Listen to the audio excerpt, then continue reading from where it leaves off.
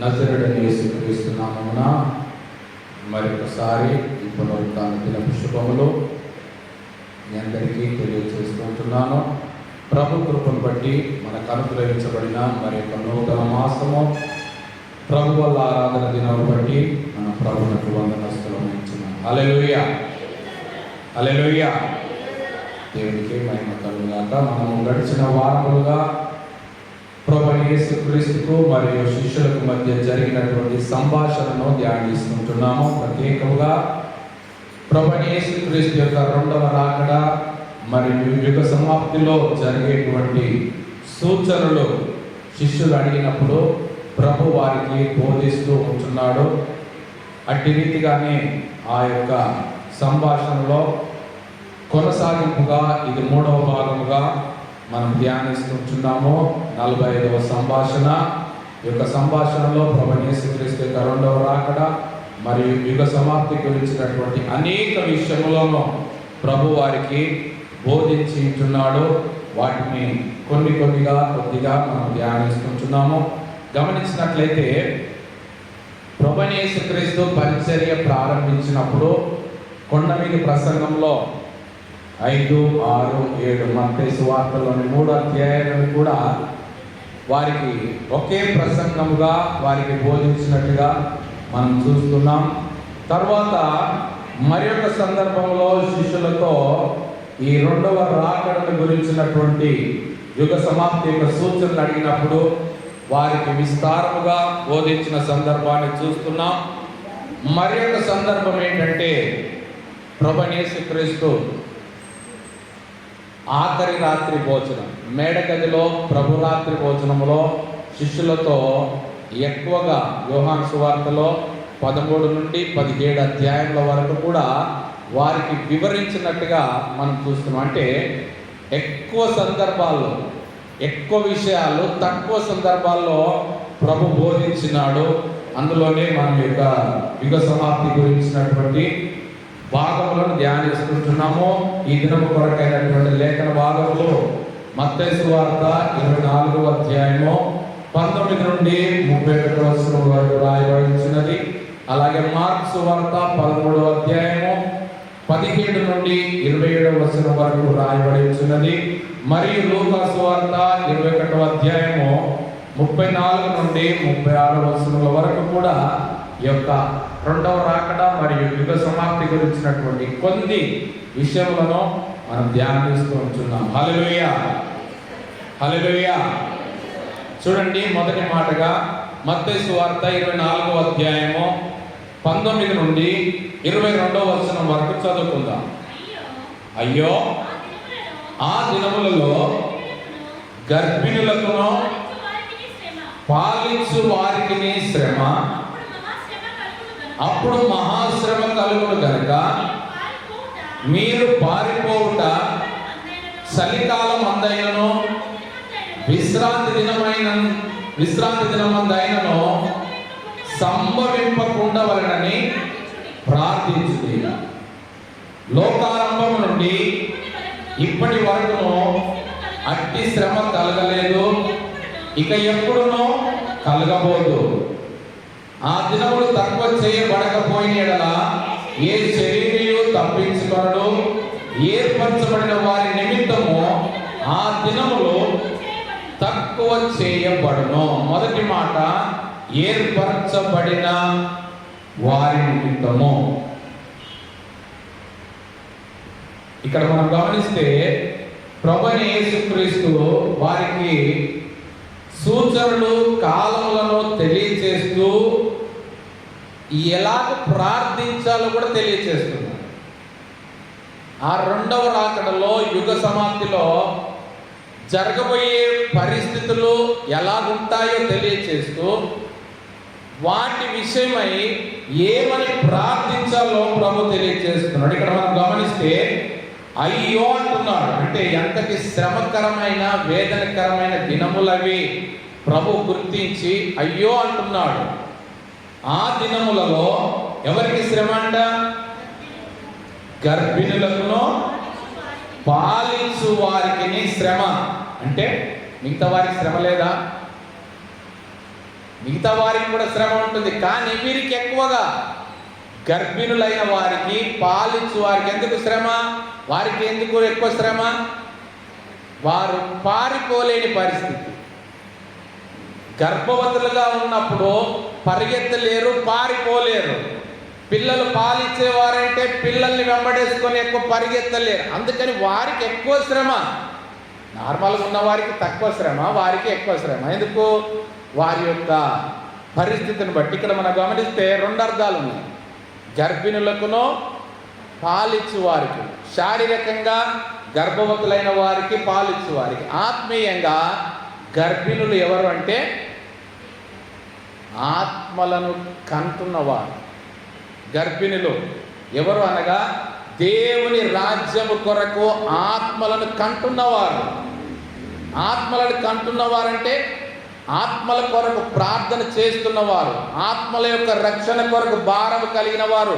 వారిని తమ హృదయం అనే గర్భములో పెట్టుకొని వారి కొరకు ప్రార్థించేవారు, వారిని గర్భము ధరించిన వారు. వారు రక్షణ మార్గములోనికి, సంపూర్ణ రక్షణ బాప్తిస్మలోనికి వచ్చినంత వరకు కూడా వారి నిమిత్తము ప్రయాసపడుతున్న వారు గర్భిణులు.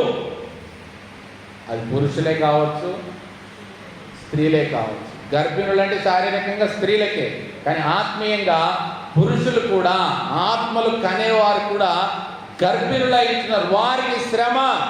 పాలిచ్చేవారంటే వాక్యం బోధించేవారు, సంఘ కాపరులు, వారికి శ్రమ. ఎందుకు? శ్రేష్టమైన వాక్యం బోధిస్తారు కాబట్టి, పాలలాంటి వాక్యాన్ని బోధించి పెంపొందిస్తారు కాబట్టి, పోషిస్తారు కాబట్టి వారికి శ్రమ. ఆత్మలను కనడం అనేది విశ్వాసులు కూడా ఆత్మలను కనవచ్చు, సేవకులే కాదు. కానీ పాలిచ్చేవారు ఎవరు అనగా సేవకులు. వీరికి శ్రమ. ఆత్మలను కనే వారికి శ్రమ, సంఘాలు నడిపించే వారికి శ్రమ. ఎప్పుడు? రాకడ కాలం. ప్రభువైన యేసుక్రీస్తు వచ్చే 2వ రాకడ దినములో అలాంటి శ్రమలు వీరికి ఎక్కువగా ఉంటాయి. నార్మల్గా ఉన్న విశ్వాసులకు తక్కువ శ్రమలు. ఎందుకు? గర్భిణులకు పాలిచ్చే వారికి అంటే నార్మల్గా మామూలుగా విశ్వాసులకు ఉన్న వారికి అంత శ్రమలు ఉండవు, అన్ని బాధలు ఉండవు, అన్ని వేదనలు ఉండవు. ఎవరైతే ఆత్మల భారమును కలిగి వారి హృదయం అనే గర్భంలో వారి నిమిత్తము ప్రార్థిస్తారో, ఎవరైతే శ్రేష్టమైన వాక్యం అనే పాల చేత వారిని పెంచి పోషిస్తారో వారికి శ్రమ అంటున్నాడు. ఆ దినములలో ఎలా ఉంటుందంటే పారిపోవడానికి చలికాలం అందైనను విశ్రాంతి దినం అందైనను సంభవింపకుండా వలనని ప్రార్థించుడి. అలాగ ప్రార్థించాలంటే, ప్రభువా నీవు రావడం మంచిదే, మీ కొరకు మేము ఎదురు చూస్తున్నాం, కానీ నువ్వు ఎప్పుడు రావాలి అంటే ఎండాకాలం రా ప్రభువా, చలికాలం వద్దు. ఎందుకు? చలికాలం వస్తే మేము పారిపోతే మాకెక్కడ ఆశ్రయం దొరకక చలిలో మేము భరించలేము, మేము చలికి గడ్డగట్టిపోతామేమో. కాబట్టి ప్రభువాన్ని రాకడ దినములు చలికాలం కాకుండా దాన్ని పోస్ట్ పోన్ చేసుకోమని ప్రార్థన చేయాలి. చలికాలం కాకుండా నువ్వు ఎండాకాలం ఎప్పుడు వచ్చినా కూడా మేము సిద్ధమే ప్రభువా, అలాగని ప్రార్థన చేసుకోవాలంటున్నాడు. ఇంకొకటి ఎలాగంట? విశ్రాంతి దినమైందైనను సంభవింపకుండా. ఎందుకు? విశ్రాంతి దినమున అడుగు తీసి అడుగు పెట్టాలి. అది యూదుల ప్రకారం. ఇక్కడ ప్రభు బోధించేది ప్రథమంగా యూదుల గురించే, ఎందుకంటే శిష్యులకు వారికి బోధిస్తున్నాడు కాబట్టి. యూదులు విశ్రాంతి దినమును ఎంత ఖచ్చితంగా పాటిస్తారో దాన్ని జ్ఞాపకం చేస్తున్నాడు. ఇప్పుడు పారిపోవాలి, పారిపోయే సమయం అది, రాకడ సమయం వచ్చేసింది, పారిపోవాలి. కానీ పారిపోవాలంటే అడుగు బయటికి పెట్టరు. ఎందుకు? ఈ దినం విశ్రాంతి దినము, సబ్బాతు దినము, అడుగు బయటికి పెట్టకూడదు, ప్రయాణం చేయకూడదు, పరిగెత్తకూడదు, పారిపోకూడదు. కాబట్టి మరి ఎలాగా? దానికి ఒకటే పరిష్కారం, ప్రార్థన చేయండి. అది చలికాలం కాకూడదు, అది విశ్రాంతి దినం కాకూడదు. మిగతా దినాల్లో ప్రభువా నువ్వు ఎప్పుడు వచ్చినా మేము పారిపోవడానికి సిద్ధమే. పారిపోవడానికా? ఎదుర్కోవడానికి మేము సిద్ధమే ప్రభువా. పారిపోవడానికి సిద్ధమే అంటే యోనా బ్యాచ్ అయిపోతుంది. యోనా గుంపులో కాదు మనం ఉండాల్సింది, మగ్దలేని మరియ గుంపులో మనం ఉండాలి. హల్లెలూయా. ఆమె ధైర్యంగా, చీకటికి భయపడకుండా, ఒంటరిగా భయపడకుండా, ఎవ్వరు ఉన్నా లేకపోయినా నా ప్రభువును నేను ఎత్తుకొని వెళ్ళిపోతా, ఆ ధైర్యంగా ఆమెతో ఉండాలి. కాబట్టి ఆమెతో ఎవరు ఉంటారా? ఉండరు, ఒంటరిగానే ఉంటుంది. ఆ ధైర్యంగా, ఆ నిరీక్షణతో, ఆ విశ్వాసముతో మనము ముందుకు వెళ్ళాలని ప్రభు సెలవిస్తున్నాడు. చూడండి ఇక్కడ ఏమంటున్నాడంటే, ఆ దినములు తక్కువ చేయబడకపోయినలా ఏ శరీరిలో తప్పించుకొనడు, ఏర్పరచబడిన వారి నిమిత్తము ఆ దినములు తక్కువ చేయబడును. ఏర్పరచబడిన వారి నిమిత్తమే ఆ దినములు ఏం చేయబడతాయంట? తక్కువ చేయబడతాయంట. ఎందుకంటే ఆ శ్రమ దినములు ఒకవేళ కనుక చాలా కాలం ఉంటే భరించలేరు. కాబట్టి ప్రభు కృప చూపి ఏం చేస్తున్నాడంటే, ఏర్పరచబడిన వారు వారితో కూడా నశించకూడదని ఏర్పరచబడిన వారి నిమిత్తము ఆ దినములు తక్కువ చేయబడతాయంట. లేదు అంటే ఏ శరీరం కూడా తప్పించుకొని జాలడు. ఏర్పరచబడిన వారు ఎంతమంది ఉంటారండి?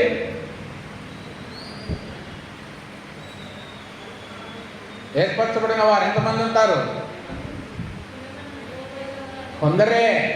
పిలువబడిన వారు అనేకులు, ఏర్పరచబడిన వారు కొందరే. ఆ కొందరిని బట్టి ప్రభు చూడండి, ఆ కొందరైనా ఏర్పరచబడిన వారి నిమిత్తమే ఆ దినములు తక్కువ చేయబడతాయి అంటున్నారు. మనం గమనిస్తే ఆ కొందరిని బట్టి ఎందుకు తక్కువ చేయబడతాయి అంటే, అబ్రహాము ఆనాడు ప్రభు సన్నిధిలో విజ్ఞాపన చేస్తున్నాడు. ఏమని? విజ్ఞాపన ప్రార్థన, ప్రభువా నీతిమంతులను బట్టైనా కనికరించవా? నీవు కీడు రప్పించబోతున్నావు, మంచిదే. సొదొమ గొమొర్రా పట్టణములన్నీ కూడా నశింప చేయడానికి నీవు సిద్ధపడ్డావు, మంచిదే. కానీ వారిని బట్టి నీవు నాశనం కలగజేస్తే మరి అందులో ఉన్న నీతిమంతులు ఏమవ్వాలి? వారి కీడుకు ప్రతిఫలముగా వారు మరణించుకున్నారు అంటే న్యాయమే. కానీ అన్యాయముగా నీతిమంతులు కూడా మరణించితే ఎలాగో ప్రభు అని విజ్ఞాపన ప్రార్థన చేస్తున్నారు. ఆ విజ్ఞాపన ప్రార్థనను బట్టి ప్రభు ఏమంటున్నాడంటే, సరే నువ్వు అడుగుతున్నావు కాబట్టి కొద్దిమంది నీతిమంతులు ఉన్నా కూడా నేను కాపాడుతాను అన్నాడు. 50 మంది నుండి మొదలు పెడితే 10 మంది వరకు వచ్చారు. ఆ 10 మంది కూడా లేరు. మిగిలారా? ఎంతమంది మిగిలారు? దూతలు వెంబడి పడి మరి రప్పించుకోవడానికి తీసుకొచ్చినప్పుడు ఎంతమంది మిగిలారు? 4 మిగిలారు. లోతు భార్య, 2 కుమార్తెలు. కానీ మధ్యలో మళ్ళొకరు విడబడ్డారు. కానీ మధ్యలో మళ్ళా విడవబడ్డారు. చేరబడింది ఎంతమంది అంటే 3 మాత్రమే. లోతు, 2 కుమార్తెలు. సొదొమ గొమొర్రా మొత్తం నాశనం అయిపోయింది. వారి అల్లుళ్ళను కూడా రమ్మని పిలిచారు, కానీ ఎవరు నమ్మలేదు, రాలేదు. బిడ్డలతో పాటుగా అల్లుళ్ళను బతిమాడుకున్నాడు లోతు వెళ్ళి, రండి అయ్యా రండి, మీరు ఇక్కడ ఉంటే నాశనం అయిపోతారు, రండి అంటే నీకేమైనా పిచ్చి పట్టిందా మామా? ఎప్పుడు లేదేమో ఇవాళ వచ్చి మమ్మల్ని రమ్మంటున్నావు, ఎక్కడికో తీసుకెళ్తానంటున్నావు, మేము ఈ సామ్రాజ్యాన్ని విడిచిపెట్టి వస్తామా? మేము రాము. నమ్మలేదు, విడిచిపెట్టబడ్డారు, నాశనం అయిపోయారు. కాబట్టి కొద్దిమంది నీతిమంతులు ఉంటే, ఏర్పరచబడిన వారు ఉంటే ప్రభు వారిని కనికరిస్తాడు. వారిని బట్టి ఆ దినములు తక్కువ చేయబడతాయి అంటున్నారు. ఇంకా చూడండి, ఏర్పరచబడిన వారి గురించి మనకు అర్థం కావాలంటే యెషయా గ్రంథం చూడండి, 4వ అధ్యాయము 1వ వచనం చదువుకుందాం. ఆ దినమున 7 స్త్రీలు ఒక్క పురుషుని పట్టుకొని, మేము మా అన్నమే తిందుమో, మా వస్త్రములే కట్టుకుందుమో, నీ పేరు మాత్రము మాకు పెట్టి మా నింద తీసివేయమని చెప్పుదురు. చూడండి ఎంతమంది అంట బ్యాచ్, 7 స్త్రీలు. ఆ దినమున 7 స్త్రీలు ఒక్క పురుషుని పట్టుకొని, 7 స్త్రీలు ఒక గుంపు కలిగి వారికి ఒక్క పురుషుడు కావాలి. ఒక్కరిని పట్టుకొని ఏమని వేడుకుంటారంటే, మేము మా అన్నమే తింటాము, మా వస్త్రములే కట్టుకుంటాము, నీ మీద ఏమి భారం వేయము, నీ ద్వారా మాకేం ఉపకారం కావాలంటే నీ పేరు మాత్రము మాకు పెట్టి మా నింద తీసివేయమని చెప్పుదురంట. మాకు ఒక పేరు కావాలయ్యా, నీ పేరుంటే చాలు, మాకు మేము నీకు చెందిన వారం అనే ఒక పేరు ఉంటే చాలు, మా మీద నుండి ఆ నింద పోవాలా. నీ నుండి మేము వస్త్రములు ఆశించట్లేదు, నీ నుండి మేము ఆహారం ఆశించట్లేదు, మేమే కష్టపడతాము, మేమే సంపాదించుకుంటాము, మేమే సమకూర్చుకుంటాము, కానీ మాకు లేనిదేంటి, నీ పేరు లేదు. 7 స్త్రీలు ఎవరికి సాదృశ్యం? 7 స్త్రీలు ఎవరికి సాదృశ్యం?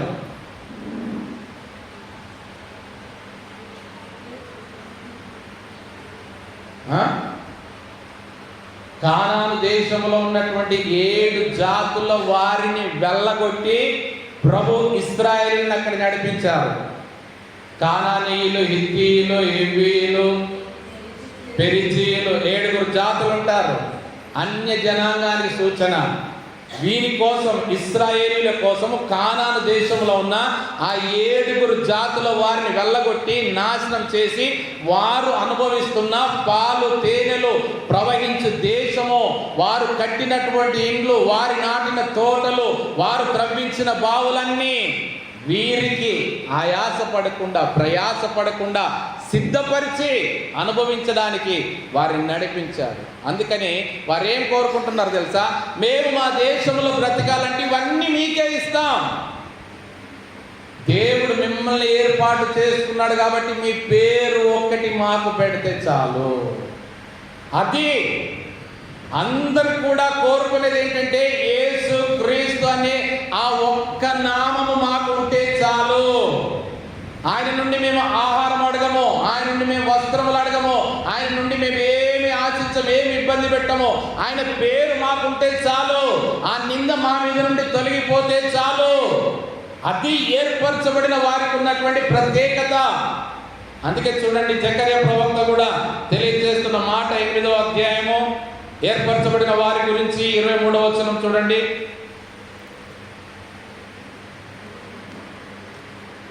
జకర్యా గ్రంథం 8వ అధ్యాయం చివరి వచనం.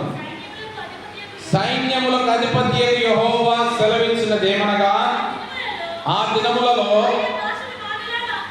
ఆయా భాషలో మాట్లాడు అన్య జనులలో 10 మంది ఒక యూదుని చెంగు పట్టుకొని, దేవుడు మీకు తోడుగా ఉన్నాడన్న సంగతి మాకు వినబడినది కనుక మేము మీతో కూడా వద్దుమని చెప్పుదురు. వీరు ఏర్పాటు చేయబడిన వారు. ప్రభు సెలవిస్తున్నాడు, రాకడ దినములో, చివరి దినములో జరగబోయే సంగతి ఏంటంటే, అన్యజనులలో, ఆయా భాషలు మాట్లాడే అన్యజనులలో 10 మంది ఒక యూదుని చెంగు పట్టుకొని. మీరు గమనించారా? లోకము నడుస్తున్నది ప్రస్తుత కాలం అంటే యూదులను బట్టి.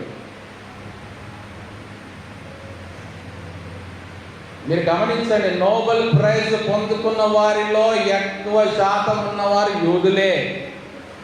వారు ఆవిష్కరించినయే శ్రేష్టమైన ఉన్నది. అంతెందుకండి, ఇవాళ రేపు మనము బ్రతికే ఈ సెల్ ఫోన్లు, సాఫ్ట్వేర్లు అంతా నడిపించేది కూడా యూదులే. ఒక్క యూదుడి మీద 10 మంది ఆధారపడుతున్నారు. ప్రపంచమే ఆధారపడింది. వారు కొద్ది జనాంగం ఉన్నారు, ఎక్కువ మంది లేరు. వారు కొద్ది మంది జనాంగమే, కానీ ఒక్కొక్కరు ఎన్ని వేల లక్షల మందికి ఆశీర్వాదకరంగా ఉంటున్నారు. ఇస్రాయేల్ దేశం మీద మిగతా దేశాలు, సౌదీ అరేబియా కానీ వేరే దేశాలు కానీ ఎవి కూడా దాడి చేయలేకపోవడానికి కారణం ఏంటి? మొత్తం ప్రపంచమే వాళ్ళ చేతుల్లో ఉంది. వాళ్ళు కనుక స్విచ్ ఆఫ్ చేస్తే ఒక్కొక్కడు చేపల నీళ్ళకెళ్ళి తీసి బయటపడేస్తే ఎలా ఉంటుంది పరిస్థితి? గిల గిల కొట్టుకొని చూస్తారు. అందుకని వాళ్ళని ముట్టుకోకపోవడానికి అట్టి రీతిగా దేవుడు ఏర్పాటు చేసుకున్న జనాంగము, యూదా జనాంగము, వారిని బ్రతిమలాడుకుంటారు. 10 మంది వచ్చి ఒక్కొక్క యూదుని చెంగు పట్టుకొని, ఏం పట్టుకొని అంటే చెంగు అంటే అంతటి స్థితికి దిగజారి, కమాండింగ్ కాదు, ఇంకా కాళ్ళు పట్టుకున్న పరిస్థితి అన్నమాట. ఆ చెంగు పట్టుకొని, చెంగు ఎందుకు పట్టుకుంటారు తెలుసా? మీరు గమనించండి, చెంగులో ఆ వస్త్రములకు, దేవుడు ఏర్పాటు చేసిన వస్త్రముల కింద చెంగులో బ్లూ కలర్ ఉంటుంది. చెంగు నీలి సూత్రముతో, నీలి దారముతో కుట్టవలెనని రాస్తాడు ప్రత్యేకంగా మోషేకు దేవుడు. ఆ వస్త్రపు చెంగులకు నీలి సూత్రముతో చెంగులు కుట్టాల. నీలి సూత్రము, బ్లూ కలర్ దేనికి సాదృశ్యం అంటే, ఎన్నోసార్లు చెప్తూనే ఉంటాం, మళ్ళా మర్చిపోతారు. బ్లూ కలర్ అంటే దేనికి సాదృశ్యం? కృపకు సాదృశ్యం అని ఎన్నిసార్లు చెప్పాలి? బ్లూ కలర్, నీలి సూత్రము కృపకు సాదృశ్యము. ఆ వస్త్రపు చెంగును ముట్టుకున్నటువంటి ఆ స్త్రీ ఎందుకు ఆయన ద్వారా కృపను పొందుకున్నది? ఆమె యేసుప్రభు యొక్క వస్త్రములో పైనుండి క్రింది వరకు ఎన్నో వస్త్రములు ఉన్నా కూడా ఆ చెంగు మాత్రం ఎందుకు ముట్టుకుంది? అయిపోయింది, అప్పుడే విన్నాం, ఆ మెసేజ్ అయిపోయింది, ఆ టాపిక్ అయిపోయింది. ఆ చెంగు పట్టుకున్నప్పుడు యూదులు ఇంకా నో అని చెప్పడానికి లేదు. దేవుడు వారి కట్టడి ఇచ్చాడు. అది కృపకు సాదృశ్యము. మీరు కృప చూపాల్సిందే, ఇంకా కాదనడానికి లేదు. అందుకే ప్రభు ఆ స్త్రీ బహిరంగ ప్రదేశాలకి, జనసమూహాలకి రాకూడని పరిస్థితిలో కూడా వచ్చి ఆ యొక్క కట్టడలను మీరినా కూడా ఆ వస్త్రపు చెంగు నీలి దారమును ముట్టుకుంది, కృపను పొందుకున్నది. అది ఏర్పరచబడిన వారికి ఉన్న ప్రత్యేకత.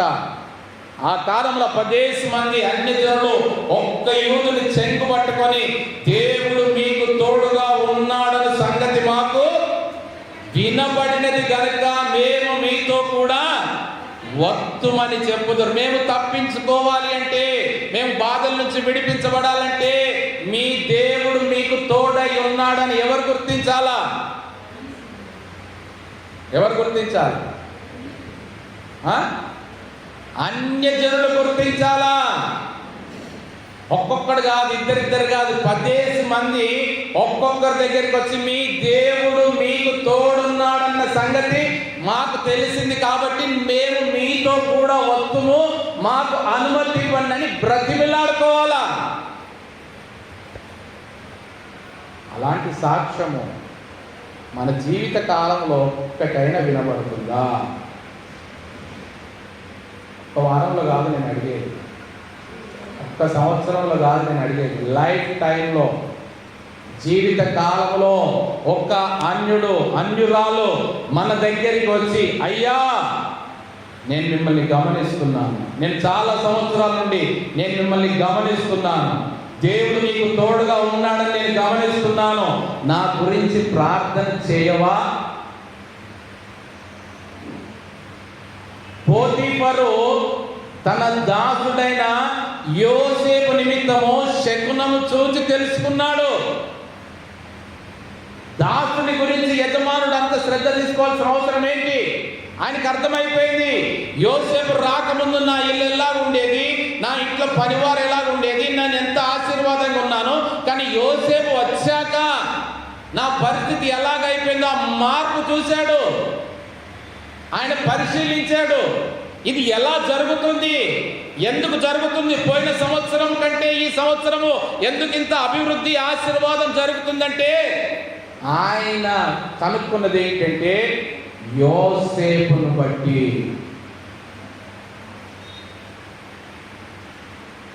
తన ఇంట్లో దాసుడిగా పనిచేయుట కొరకు అమ్మబడిన వాడు, కొనుక్కొనబడిన వాడు, ఆయన నా ఇంటిలోనికి రావడం ద్వారా ఆయన ముట్టుకున్న ప్రతిదీ కూడా ఆశీర్వదించబడిందని ఒక అన్యుడు గుర్తెరిగాడు.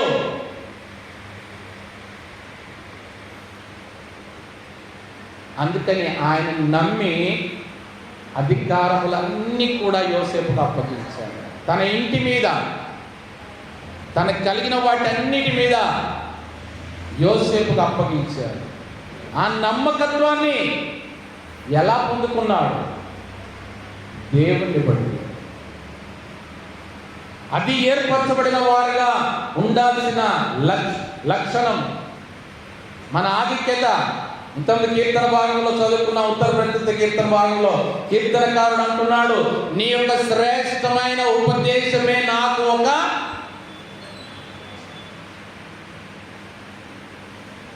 ఒక వరముగా దయచేయబడి ఉన్నది అంటున్నాడు. ఇంకా వరం కోసమైన ప్రార్థన చేయట్లేదండి. లేని వరాల కొరకైన ప్రార్థన చేయట్లేదు. అనుగ్రహించబడిన ఈ ఉపదేశమే నాకు ఒక వరముగా దయచేయబడింది అంటున్నాడు. ఆ ఉపదేశాన్ని పట్టుకో, ఆ వరమునే పట్టుకో, ఆ వరము ప్రకారమే నడువు. ఆ వరమును బట్టి అర్ధరాత్రి వేళ కూడా మేలుకొని ఆయనకు కృతజ్ఞతాస్తుతులు చెల్లిస్తున్నాడంట. మనం ఎందుకు లేస్తున్నాం అర్ధరాత్రి కూడా? కృతజ్ఞతాస్తుతులు చెల్లించడానికి కాదు, స్పెషల్ ప్రేయర్స్ చేసుకోవడానికి. మంచిదే, కానీ ఆ వరమును గుర్తించట్లేదు. ప్రభు మనకు అనుగ్రహించబడిన శ్రేష్టమైన ఆ ఆధిక్యతను, ఆ ఏర్పాటు చేయబడిన వారి నిమిత్తమే ఆ దినములు తక్కువ చేయబడతాయంట. చూడండి ఇంకేమంటున్నాడంటే, లోకారంభము నుండి ఇప్పటి వరకును అట్టి శ్రమ కలగలేదు, ఇక ఎప్పుడును కూడా కలగబోదు. ఇలాంటి శ్రమ రెండవ రాకడలో జరిగేటువంటి శ్రమ లోకారంభము నుండి ఇప్పటి వరకు కలగలేదు, ఇక ముందు కలగబోదు ఎప్పటికి కూడా. అలాంటి శ్రమ రాబోతుంది. ఎప్పుడో ప్రభువైన యేసుక్రీస్తు యొక్క రెండవ రాకడలో. ఇంకా చాలా కాలం ఉందిలే, ఇంకా చాలా సంవత్సరాలు ఉందిలే ఆ శ్రమ రావడానికి. నేను అందుకే ఎప్పుడు జ్ఞాపకం చేస్తాను, యేసుక్రీస్తు రెండవ రాకడ అంటే సంవత్సరాలే ఉండొచ్చు, చెప్పలేము. కానీ మనము రేపే వస్తే ఎలాగ బ్రతకాలో జీవించాలి. ఈ దినమే ప్రభు వస్తే మనం సిద్ధపడి ఎలాగ ఉండాలో అలాగ జీవించాలి. ప్రణాళికలు వేసుకోండి, 3 నెలల ప్రాజెక్టు వేసుకోండి. 3 నెలలలో మనం ఏమేమి పనులు చేయాలో ఒక ప్లానర్ పెట్టుకోండి, మంచిదే, కాదనట్లేదు. కానీ ఇవాళ మాత్రము ఈ దినమున యేసుక్రీస్తు వస్తే నేను సిద్ధమేనా? రెండవ రాక ఎప్పుడో జరగబోతుంది, ఎప్పుడో శ్రమలు రాబోతున్నాయి. అవన్నీ కూడా తప్పించబడాలంటే ఆ శ్రమలు యుగాంతం వరకు జరుగుతాయి. కానీ మనకు వ్యక్తిగతంగా కూడా మనం ఎదుర్కొనే శ్రమలు కూడా అవి మన యొక్క అనుభవంలో రాకడ శ్రమలుగానే గుర్తించాలా, రాకడ అనుభవంగానే గుర్తించాలి. ఎందుకు? ఆ రాకడ అనుభవంలో నీవు నేను ఉండము. అప్పటి వరకు ఉన్నప్పుడే వాటిని ఎదుర్కొనగలగాలి. ఇంతవరకు ఎప్పుడు అవి జరగలేదు, ఇక ముందు ఎప్పుడు కూడా అలాంటి శ్రమ కలగబోదు అంటున్నాడు. అంటే ఫస్ట్ అండ్ లాస్ట్ అదే. ఇక ఫస్ట్ తర్వాత సెకండ్ లేదు, అదే ఫస్ట్ అదే లాస్ట్. కాబట్టి ఏర్పరచబడిన వారిగా మనం నిలబడాలి. ఎందుకు? మనలను బట్టి ఏర్పరచబడిన వారి నిమిత్తము దినములు తక్కువ చేయబడతాయంట. ఏర్పరచబడిన వారిని బట్టి ఇప్పటికి మనం గమనిస్తే ఒక్క పురుషుని బట్టి 7 స్త్రీలకు మేలు కలుగుతుంది, ఒక్క యూదుని బట్టి 10 మంది అన్ని జనులకు మేలు కలుగుతుంది. మరి మన ఒక్కరిని బట్టి మన ద్వారా కూడా ఒక 10 మంది శ్రమలు తగ్గించబడితే మనకు ధన్యత కదా. మనం ఏర్పరచబడిన వారంగా ఉంటాం కదా, మరి అలాగే ప్రార్థన చేస్తున్నామా? మన ద్వారా ప్రభు ఇచ్చిన లెక్క, స్త్రీలైతే 7 కలిసైనా ఒక్కరి కొరకైనా ప్రార్థన చేయాలి. పురుషులైతే ఒక్కడు 10 మందికి ఆశీర్వాదకరంగా ఉండేటట్టుగా ప్రార్థన చేయాలి. 10 మంది ఆత్మలు టార్గెట్ పెట్టుకోండి లైఫ్ టైంలో, అంతకంటే ఎక్కువ వద్దు. ఒక్కొక్కరు ఏం చేస్తారంటే December 31 రాగానే, ప్రభువా ఈ వచ్చే సంవత్సరంలో నీ సన్నిధికి ఒక్క ఆత్మని నడిపించాలి ప్రభువా. సంవత్సరానికి ఒక్కరు లెక్క వేసుకుంటారు. నేను అవసరం లేదంటున్నాను, సంవత్సరానికి ఒక్కరు అవసరం లేదు. మీ లైఫ్ టైంలో 10 మందిని వేసుకోండి చాలు. దేవుని లెక్క ప్రకారం, రాయబడిన లేఖనముల ప్రకారం చెప్తున్నాను. ఒక్కడు 10 మందికి ఆశీర్వాదకరంగా ఉంటే చాలు. మీ ద్వారా మీ లైఫ్ టైంలో, మీ లైఫ్ టైం అంటే అది 30, 40, 70, 100 ఎన్ని సంవత్సరాలన్నా కానీ, మీ లైఫ్ టైంలో 10 మందిని టార్గెట్ పెట్టుకోండి. 10 మంది కొరకు గర్భవతులు గండి, గర్భిణులు గండి. 10 మందిని మీ హృదయం అనే గర్భంలో వారిని పెంపొందింప చేయండి. నవమాసముల వరకు కూడా వారి నిమిత్తం ప్రార్థించండి. వారు రక్షణ బాప్తిసం పొందుకున్నంత వరకు కూడా ప్రసవ వేదన అనుభవించండి. శ్రమ పడండి, శ్రమ పడాలి. డబల్ 2 శ్రమ. గర్భిణులకును పాలిచ్చు వారికి శ్రమ, 2 శ్రమ భరించాలి. ఎందుకు? ఏర్పరచబడిన వారిగానే ఉండాలి అంటే భరించాలి. నేను ఉండను, నాకు నేనుగా ఉంటాను అంటే నీకు శ్రమ అవసరం లేదంటే నువ్వు నార్మల్గా ఉంటావు. ఏర్పరచబడిన వారిగా నీవు ఆ జాబితాలో ఉంటావు. తర్వాత 2వ మాట చూద్దాం, గమనించండి. మత్తయి సువార్త 24వ అధ్యాయం 25 నుండి 28వ వచనం వరకు. ఇదిగో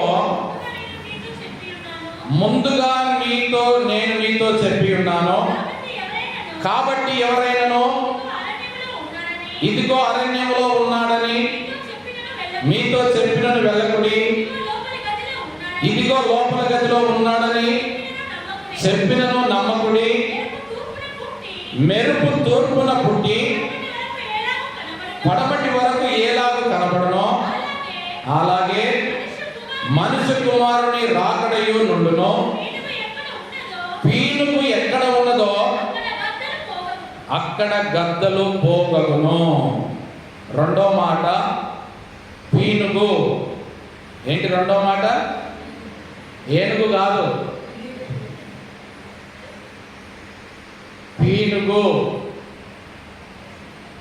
ప్రభు సెలవిస్తున్న మాట ఏంటంటే, ఇదిగో ముందుగా నేను మీతో చెప్పి ఉన్నాను. ఇవన్నీ కూడా ప్రభు ఎందుకు చెప్తున్నాడు అంటే, నేను వెళ్ళవలసిన సమయం సమీపంగా ఉన్నది, నేను ఎత్తబడవలసిన సమయం, నేను అప్పగించబడవలసిన సమయం, నేను శ్రమ పడవలసిన సమయం సమీపంగా ఉన్నది. కాబట్టి మీకు ముందుగానే ఇవన్నీ చెబుతున్నాను.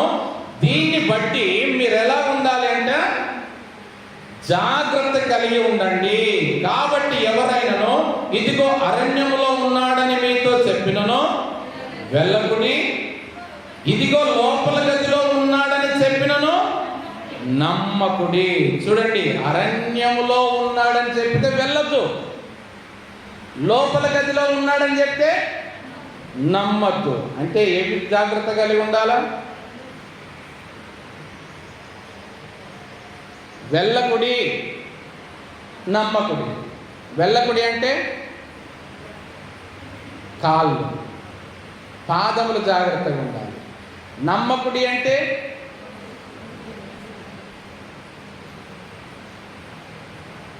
మనసు. రెండింటి విషయం జాగ్రత్తగా ఉండాలి. అరణ్యములో ఉన్నాడు, ప్రభు వచ్చాడండి, అరణ్యములో ఉన్నాడండి, గొప్ప గొప్ప సూచక్రియలు జరిగిస్తున్నాడండి, మహత్కార్యములు జరిగిస్తున్నాడండి. ఇంతవరకు ఇప్పటి వరకు ఏ ప్రవక్త జరిగించలేని సూచక అద్భుత క్రియలు జరిగిస్తున్నాడు. చాలా మంది వస్తున్నారు, వేలు లక్షల మంది వస్తున్నారు, వెళ్తున్నారు, చూస్తున్నారు. రండి అంటే మీ కాళ్ళకు తాడు వేసి కట్టేసుకోవాలి, కాళ్ళకు బంధం వేసుకోవాలా. వెళ్ళకుడి అంటున్నాడు ప్రభు. అరణ్యములో నా పేరిట నేనే వచ్చి ఉన్నానని చెప్పినను మీరు వెళ్ళకండి. ఇంకొందరు ఉంటారు, ఇక్కడ దాకా ఏం వెళ్తారండి? ప్రయాసపడి కష్టపడి, ఇదిగో పక్కనే మా ఇంటికే పిలుచుకొచ్చాను, మా ఇంట్లోనే ఉన్నాడు, రండి. ఏ అద్భుతం అంటే ఆ అద్భుతం జరిగిపోతున్నది, రండి. లేరా? జరగట్లేదా? అలాంటి పరిస్థితులు రాలేదా? నేనే క్రీస్తునని చెప్పి అద్భుతాశ్చర్య కార్యములు జరిగించిన వారు, ఇదిగో రాకడ దినం వచ్చేసింది, ఫలాని నెల, ఫలాని సంవత్సరం, ఫలాని దినం అని చెప్పి ప్రకటించుకున్నవారు లేరా? ఏమైపోయారు? సంవత్సరాలు వచ్చాయి, సంవత్సరాలు వెళ్ళిపోయాయి. జరిగిందా? నమ్మకుడి. ప్రభు రెండే మాటలు చెప్తున్నాడు, వెళ్ళకండి, నమ్మకండి. రెండవ రాకడలో మిమ్మల్ని మోసపరుస్తారు. నా పేరిట, నా నామం పేరిట అబద్ధ ప్రవక్తలు వస్తారు, సూచక క్రియలు అంటారు, మహత్కార్యములు అంటారు, ఇవన్నీ చేస్తారు. కానీ వెళ్ళకుడి అంటున్నాడు. చూడండి ఇక్కడ ఏమంటున్నాడంటే, మెరుపు తూర్పున పుట్టి పడమటి వరకు ఎలాగో కనబడునో అలాగే మనుష్య కుమారుని రాకడయు ఉండును. ప్రభు సూచనిస్తున్నాడు. నేను వచ్చినప్పుడు రాకడ ఎలాగుంటుందంటే, ఏదో కొద్ది మందికి మాత్రమే తెలిసేది కాదు నా రాకడ. కొద్ది మంది చెప్తేనే అరణ్యంలో ఉన్నాడట, మేము చూసి వచ్చాము, మీరు కూడా రండి, మీరు వెళ్ళండి అని చెప్తే కొద్ది మందికి కనపడేటట్టుగా జరిగేది కాదు నా రాకడ. లేదంటే బహిరంగంగా కాకుండా అంతరంగంగా ఏ ఒక్కరికో తెలిసేది కాదు నా రాకడ. ఏమంటున్నాడు? ఒక సూచన ఇస్తున్నాడు.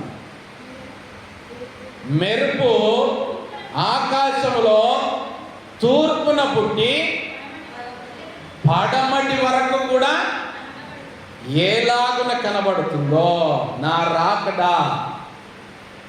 అందరికీ కనబడుతుంది, అందరికీ తెలుస్తుంది. కొద్ది మందికి మాత్రమే కాదు.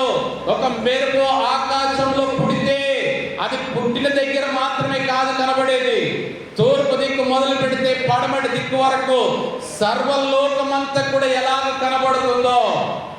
నేను సృజించిన మేఘంలో, నేను సృజించిన ఆకాశ మండలంలో ఒక మెరుపే అందరికీ కనబడితే, మరి నా రాకడ అందరికీ తెలవకుండా ఉంటుందా? నా రాకడ అందరు గుర్తించకుండా ఉంటుందా? ఇక్కడ అందుకే అంటున్నాడు కదా ప్రభు, అంటున్నాడు, ఇలాంటి మాటలను బట్టి, ఇలాంటి వార్తలను బట్టి మీరు నమ్మకండి, మీరు వెళ్ళకండి, జాగ్రత్త కలిగి ఉండండి. పీనుగు ఎక్కడ ఉన్నదో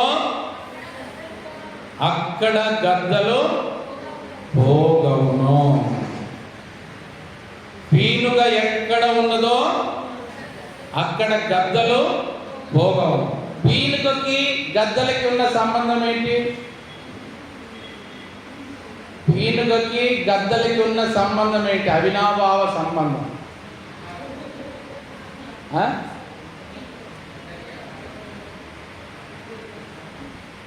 చెప్పండి. ఓకే, ఆహారమే, ఆహారం కొరకే వస్తుంది. వాటికి పండుగ. పీనుగ కనబడిందంటే గద్దలకి పండుగ. కానీ ఈ రెండింటికి మధ్య ఉన్నటువంటి ఒక సంబంధం స్పెషల్, ప్రత్యేకమైనది. పీనుగ అంటే ఏంటి? జీవము లేనిది. గద్దలు కూడా జీవము లేని వాటికే సాదృశ్యము. వాటికి ఆహారము అది దొరుకుతుంది, మరి ఇంకా మిగతా వేరే లేవు ఆహారము తినడానికి వాటికి. కానీ ఎక్కువగా ఇష్టపడేది పీనుగలనే, చనిపోయిన శవములనే, జీవం లేని వాటినే ఎక్కువగా ఇష్టపడుతుంది. అంటే ఎలాగ పీనుగ జీవము లేనిదిగా ఉన్నదో ఇవి కూడా జీవము లేని వాటి కిందనే లెక్క. ప్రభు చూడండి ఎక్కడ పోలుస్తున్నాడంటే, పీనుగ ఎక్కడ ఉన్నదో అక్కడ గద్దలు పోగవును. పీనుగ అంటే మనకు అర్థం కావడానికి శవం. శవం ఎక్కడ ఉన్నదో అక్కడ ఏం పోగవుతాయి? ఏం పోగవుతున్నాయి? గద్దలు పోగవుతున్నాయి. మంచిదే, శవముల దగ్గర గద్దలు పోగవడం మంచిదే. ఏం చేస్తుంది తెలుసా? గద్దలు శవాన్ని ఏం చేస్తున్నాయి? మాయం చేసేస్తున్నాయి. అవి ప్రకృతికి మేలే చేస్తున్నాయి ఒక రకంగా. ఎందుకు? ఎక్కువ రోజులు ఉండకుండా, ఎక్కువ కుళ్ళిపోయి, ఎక్కువ వాసన రాకుండా త్వరగానే ఏం చేస్తున్నాయి? వాటిని ఖతం చేసేస్తున్నాయి. గమనించండి, పీనుగ ఎక్కడ ఉన్నదో అక్కడ గద్దలు పోగొట్టున్నాయి. మరి పునరుత్థానుడైన క్రీస్తు ఎక్కడ ఉన్నాడో అక్కడేం పోగవుతున్నాయి?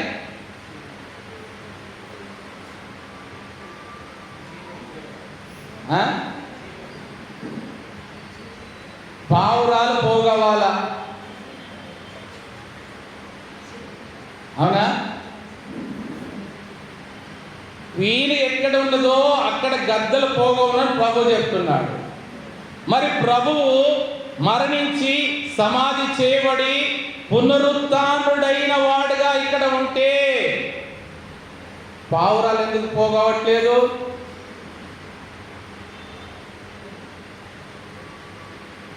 పావురాలు లేవు పోగవడానికి. ఏమున్నాయి లోకంలో? అన్నీ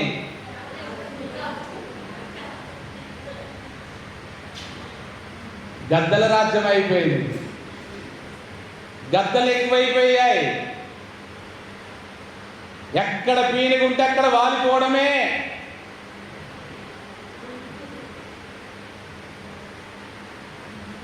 చాలా బాధకరమైన సంగతి. గమనించండి. అలాగంటే ఏమంటారంటే, శవముల దగ్గరికి మేము వెళ్ళకూడదా? భూస్థాపనకు మేము వెళ్ళకూడదా? వారి దుఃఖంలో మేము పాలు పొందకూడదా? ఇవన్నీ నేను చేయొద్దని చెప్పట్లేదు, నేను చెప్తున్నానా? చనిపోయిన దగ్గరికి ఎవరు వెళ్ళకూడదు, వారిని దర్శించకూడదు, వారి దుఃఖంలో పాలు పొందకూడదు, వారి ఇంటికి అస్సలే వెళ్ళకూడదు. ఆ ఇల్లు కీడు కలిగింది, మరణ కీడు కలిగింది, ఆడికి వెళితే కీడు మీ వెంట వస్తుంది, మీరు అస్సలే వెళ్ళకూడదు. దేవుని పిల్లలు మీరు. నేను చెప్తున్నానా? ప్రభు చెప్పిన మాట మీకు జ్ఞాపకం చేస్తున్నా. చూడండి, మత్తయి సువార్త, ఇదే సువార్త 8వ అధ్యాయము 21, 22 వచనం చదువుకుందాం. శిష్యులలో మరి ఒకడు, ప్రభువా, నేను మొదట వెళ్ళి నా తండ్రిని పాతిపెట్టుటకు నాకు సెలవిమ్మని ఆయన అడగగా, యేసు అతని చూచి, నన్ను వెంబడించుము, మృతులు తమ మృతులను పాతిపెట్టుకొని నిమ్మని చెప్పాను. ఏమంటున్నాడు ప్రభు? ఒక శిష్యుడు, ఇది మనం ఇంతకుముందే విన్నాము సందేశం, నేను మొత్తం చెప్పట్లేదు కానీ, ఒక శిష్యుడు ప్రభువుని అడుగుతున్నాడు, ప్రభు నా వెంబడి రమ్మంటే, ప్రభువా నేను మొదట వెళ్ళి నా తండ్రిని, ఎవరిని? పాలివాడు కాదు,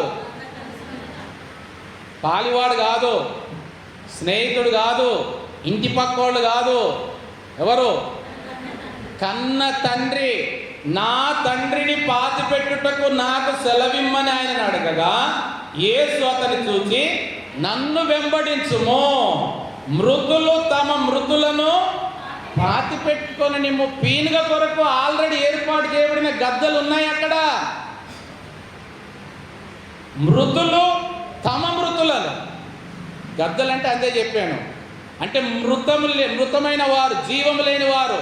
మృతులు తమ మృతులను పాతిపెట్టుకోవడానికి ఉన్నారు. నీవు గద్దగా ఉండకూడదంటే పావురములాగా నన్ను వెంబడించు. అది ప్రభు కోరేది. పీనుగ కొరకు ఆల్రెడీ గద్దలు రెడీగా ఉన్నాయి అక్కడ. పావురములుగా నన్ను వెంబడించండి అంటే మనమేం చెప్తాం తెలుసా? ప్రభువా, అవసరమైతే నిన్నన్నా విడిచిపెడతాము కానీ, అవసరమైతే నీ సన్నిధైనా విడిచిపెడతాము కానీ, అవసరమైతే ఈ దినం ప్రభు వల్ల ఆరాధన దినమున మందిరానికి రాకుండా మానుకుంటాము, కానీ మేము లేకపోతే అక్కడ భూస్థాపన అవుతుందా? మేము లేకపోతే అది పైకి లేస్తుందా? నేను లేకపోతే అది జరుగుతుందా? ఇది పీనిక ఎక్కడ ఉంటే గద్దలు అక్కడ పోగవుతాయి. నేను ఎందుకు మాట జ్ఞాపకం చేస్తున్నానంటే ఎవరిని విమర్శించడానికి కాదు, ఎవరిని బాధ పెట్టడానికి కాదు. నేను ఉన్న విషయం జరిగిన సంగతి నేను చెప్తున్నాను. ఏంటంటే ఒక సంవత్సరంలో 10 మంది చనిపోతే 10 శవముల దగ్గరికి, 10 భూస్థాపనలకి, 10 పెళ్ళిళ్ళకి, 10 పేరంటాలకి నీకు అన్నిటికీ వీలవుతుంది, కానీ ప్రభు వల్ల ఆరాధనలో పాల్గొనడానికి మాత్రం నీకు వీలు కాదు. అప్పుడు నీకు గద్దవు కాకపోతే నిన్ను పావురం అని ఎలా కనాలా?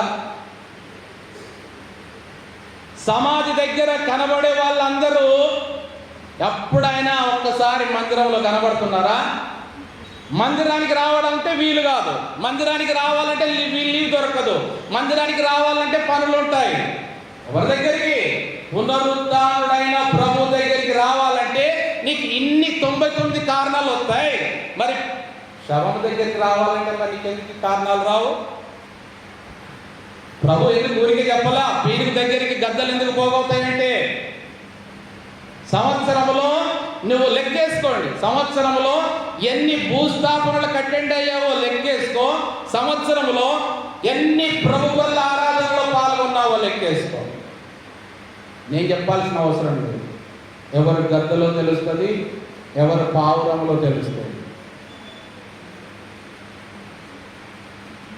నీ కొరకు మరణించి, నీ కొరకు సమాధి చేయబడి, నీ కొరకు పునరుద్ధానుడై ఆయన శరీర రక్తములో నీకు పాలునిచ్చి నీవు మహిమ శరీరముగా మార్చబడాలని, నీ యొక్క ఈ మట్టి శరీరము అక్షయమైన జీవ శరీరముగా ఎత్తబడాలని నీ కొరకు ఆయన తన శరీర రక్తములను ఈ దినమున సిద్ధపరిచి ఉంటే, ఎక్కడ ఏ పీనుగ గుర్తుకొచ్చింది నీకు? ఇవాళ మందిరానికి రావడానికి నీకు వీలు కాలే, అదే ఒక పీనుగ ఉన్నదని మెసేజ్ రాని, కాకితో కవరు SMS రాని, చెప్పాల్సిన అవసరమే లేదు. గద్దలాగా వెళ్ళి వాళ్తావే. ఎందుకు కొరకు జీవిస్తున్నా? ఎవరి కొరకు జీవిస్తున్నా? మృతులు తమ మృతులను పాతి పెట్టుకొని నిమ్ము వెళ్ళాలి. నేను వెళ్ళొద్దనట్లేదు. అక్కడ ఇచ్చే ప్రాధాన్యత ప్రభువునకి ఇస్తున్నావా? అది పరిశీలన చేసుకో. మట్టిలో కలిసిపోయే ఒక మానవ శరీరానికి ఇచ్చే ప్రాధాన్యత నిన్ను మట్టిలో కలవకుండా మహిమ శరీరులుగా నిన్ను నిత్యత్వంలో నిలబెట్టుకోవడానికి ఇష్టపడుతున్న నీ ప్రభువునకి ఇస్తున్నావా?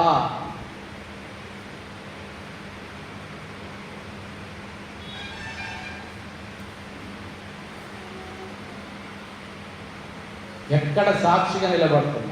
సాక్షిగా నిలబడడం అంటే ఆదివారం నాడు మందిరంలో వచ్చి మైకు పట్టుకొని నాకు ఈ మేలు చేశాడు ప్రభు అని సాక్ష్యం ఇవ్వడం కాదు. నీ సాక్ష్యం అక్కడే నమోదవుతుంది.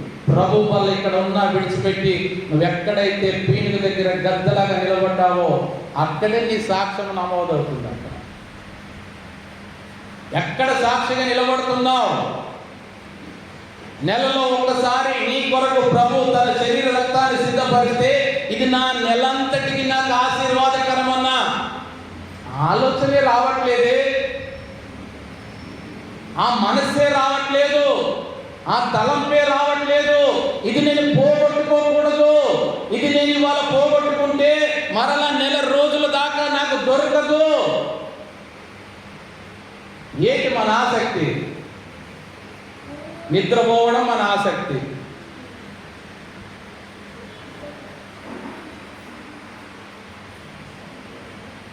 చూడండి 3వ మాట, మత్తయి సువార్త 24వ అధ్యాయం 30-31 వచనం చదువుకుందాం. అప్పుడు మనుష్య కుమారుని సూచన ఆకాశమందు కనబడును. అప్పుడు మనుష్య కుమారుడు ప్రభావముతోనూ మహామహిమతోనూ ఆకాశ మేఘారూఢుడై వచ్చుట చూచి భూమి మీద ఉన్న సకల గోత్రముల వారు రొమ్ము కొట్టుకొందురు. మరియు ఆయన గొప్ప బూరతో తన దూతలను పంపును. వారు ఆకాశం యొక్క ఈ చివర నుండి ఆ చివరి వరకు నలుదిక్కుల నుండి ఆయన ఏర్పరచుకొనిన వారిని పోగు చేతురు. మూడో మాట మేఘారూఢుడై, మేఘము మీద ఆసీనుడై ఆయన రాబోచున్నాడు. హల్లెలూయా. అప్పుడు మనుష్య కుమారుని సూచన ఆకాశమందు మెరుపు వలె ఎలా కనబడుతుందో, మనుష్య కుమారుడు ప్రభావముతోనూ మహామహిమతోనూ ఆకాశ మేఘారూఢుడై వచ్చుట చూచి భూమి మీదనున్న సకల గోత్రముల వారు ఏం చేస్తారంట? అప్పుడు కొట్టుకుంటున్నారు, అయ్యో అయ్యో అయ్యో అయ్యో అయ్యో అని. ఎప్పుడు? ప్రభువు ఆకాశం నుండి మేఘారూఢుడై వచ్చుట చూచి. ప్రతి ఒక్కరు చూస్తారు. అదే చెప్పాను కదా, మెరుపు ఏ రీతిగానైతే అందరికి కనబడుతుందో సకల గోత్రముల వారు అంటున్నాడు. గోత్రములు అంటే మొదటిగా ప్రాధాన్యత ఇశ్రాయేలు 12 గోత్రముల వారికి, తర్వాత మిగతా వారందరికీ సకల గోత్రముల వారు చూచి రొమ్ము కొట్టుకొందురు అంటున్నాడు. ఇదే మాట చూడండి, ప్రకటన గ్రంథము 1వ అధ్యాయము 7వ వచనంలో కూడా రాయబడి ఉంటున్నది. ప్రకటన 1:7. ఇదిగో ఆయన మేఘారూఢుడై వచ్చుచున్నాడు, ప్రతి నేత్రము ఆయనను చూచును, ఆయనను పొడిచిన వారును చూచెదరు, భూజనులందరూ ఆయనను చూచి రొమ్ము కొట్టుకొందురు. అవును, ఆమేన్, హల్లెలూయా. చూడండి, అక్కడేమో సకల గోత్రముల వారు అన్నారు, ఇక్కడేమో భూజనులందరూ. అంటే అటు ఇశ్రాయేలీయులు, ఇటు అన్య జనాంగం అందరూ కూడా ఆయన మేఘారూఢుడై వచ్చుట చూసి రొమ్ము కొట్టుకుంటారట. ఇంకా వారు ఎవరట? ఆయనను పొడిచిన వారును చూచెదరు, ప్రతి నేత్రము ఆయనను చూచును. హల్లెలూయా. ఏ ఒక్కడు కూడా అప్పుడు గుడ్డివాడు ఉండడంట. ఎందుకు? ఆ మెరుపు రాగానే గుడ్డితనం వెళ్ళిపోతుంది. ప్రతి నేత్రము, సకల జనములు, సకల గోత్రముల వారు, భూజనాంగం అంతా కూడా తెరవబడిన నేత్రములుగా ఆయన మేఘారూఢుడై వచ్చుట చూస్తారు. ఆయనను పొడిచిన వారు కూడా చూస్తారంట. ఎవరు? పొడిచిన వారు చూస్తారంట. చరిత్రలో జరిగిన సంఘటనే. ఆయన్ను పొడిచిన వారు, ఆ పొడిచిన వాడి మీద ప్రభువైన క్రీస్తు రక్తము పడినప్పుడు, కళ్ళల్లో పడినప్పుడు ఆ కళ్ళు బాగైపోయినాయంట. ఆయన ఇచ్చిన సాక్ష్యం చరిత్రలో ఎప్పటికీ ఉంది. ఆయనను పొడిచిన వారిని చూచెదరంటే ఇంకొక అర్థం ఏంటంటే ఆయన శత్రువులు కూడా ఆయన చూస్తారు. ఓన్లీ విశ్వాసులు మాత్రమే కాదు, ఆయన నమ్ముకున్న వారు మాత్రమే కాదు, ఆయన ఏర్పాటు చేసుకున్న వారు మాత్రమే కాదు, ఆయన శత్రువులు కూడా ఆయనను చూస్తారు. చూసి ఏం చేస్తారు? అప్పుడు అయ్యో అయ్యో అయ్యో అని లవ్వు దివ్వు అని రొమ్ము కొట్టుకుంటారంట. అయ్యో, మేము ఇంతకాలము ఈ ప్రభుని నిర్లక్ష్యం చేశామే, ఇంతకాలం ఈయన ఒక మానవ మాత్రుడు అనుకున్నాము, ఆయన గుర్తుపడతారు, ఆయన చూసి గుర్తుపడతారు. ఇంతకాలం ఈయన వడ్రంగి కుమారుడు అనుకున్నాము, ఇంతకాలం ఈయన ఒక మానవ మాత్రుడు అనుకున్నాము, ఇంతకాలం ఈయన సమాధి చేయబడ్డాక ఆయన తిరిగి లేవలేదు అనుకున్నాము. కానీ ఈయన ఆకాశంలో నుండి మేఘారూఢుడై వస్తున్నాడంటే ఈయన ప్రభావమును మేము గుర్తించలేకపోయామని అప్పుడు రొమ్ము కొట్టుకుంటారు. రొమ్ము కొట్టుకోవాల్సింది ఎప్పుడు?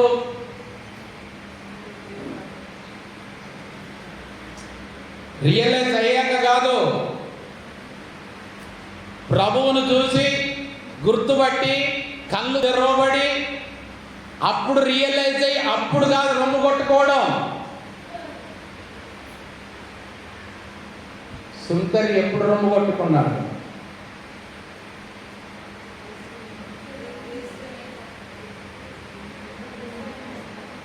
సుంకరి పరిసైడ్ ఇద్దరు దేవాలయాలకు పోయి ప్రార్థన చేస్తున్నప్పుడు సుంకరి రొమ్ము కొట్టుకుంటూ ప్రార్థన చేయలేదా? ఆ ఎపిసోడ్ ఒకసారి వేయండి సార్, గుర్తుకొస్తుంది. మందిరములో ఉన్నప్పుడే నీవు రొమ్ము కొట్టుకొనవలసినటువంటి సమయము, ప్రభు నీకు అనుగ్రహించిన కృపాకాలములో ఉన్నప్పుడే నీవు రక్షణ పొందుకొనవలసిన సమయము. ఆ కృపాకాలము దాటిపోయాక, కృపాకాలం ముగించబడిన తర్వాత, వేదనల కాలము, శ్రమల కాలం వచ్చాక ప్రభువు ఆల్రెడీ బయటికి వచ్చి బయలుదేరి మేఘారుడై వస్తున్నప్పుడు చూసి అప్పుడు కాదు రొమ్ము కొట్టుకునేది. అందుకే అంటారు కదా, చేతులు కాలాక ఆకులు పట్టుకొని ప్రయోజనము. అదే ప్రభు చెప్పేది. పీనుగ దగ్గరికి గద్దలుగా పోయే బదులుగా నా దగ్గరికి పావురకులుగా రండి అని ప్రభు కోరుతున్నారు. అప్పుడు రొమ్ము కొట్టుకుంటే ప్రయోజనం లేదు. చూడండి, యెషయా గ్రంథం 55వ అధ్యాయం 6వ వచనంలో,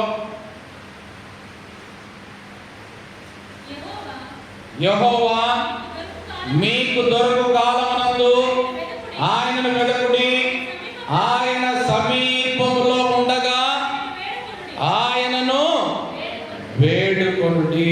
హల్లెలూయా. ఎప్పుడంట? యెహోవా మీకు దొరుకు కాలమునందే ఆయనను వెదకుడి. సమయం ఉన్నప్పుడు ఆయన వెతకాలి, కృపాకాలం ఉన్నప్పుడు ఆయన వెతకాలి, దీపము ఉన్నప్పుడే, వెలుతురు ఉన్నప్పుడే మనం వెతకాలి, చక్కబెట్టుకోవాలి. దీపం ఆరిపోయాక, పొద్దు కుంకిపోయాక, సూర్యుడు అస్తమించాక, సూర్యోదయం మొదలుకొని సూర్యాస్తమయం వరకు యెహోవా నామము స్తుతి నొందదగినది. ఈ సమయాన్ని ఉపయోగించాలా.